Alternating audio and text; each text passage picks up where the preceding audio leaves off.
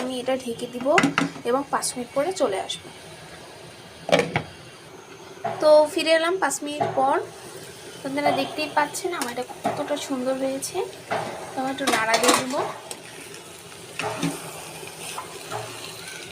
এখন আমি দিয়ে দিব উপর থেকে, আমি দিয়ে দিব আগে থেকে ভেজে রাখা বাদামগুলো।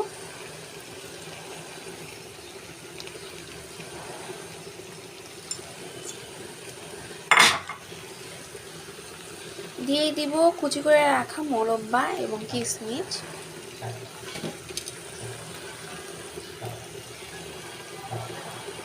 এখন দিয়ে দেব একটু কিছু পরিমাণে গুঁড়ো দুধ। একটু নাড়া দিয়ে নেব, মিক্স করে দেবো।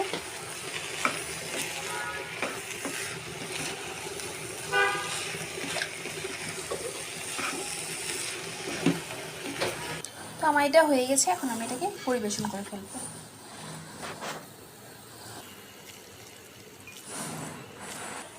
তো এই তো আমি পরিবেশন করে ফেলেছি আমার মজাদার শাহী জর্দা।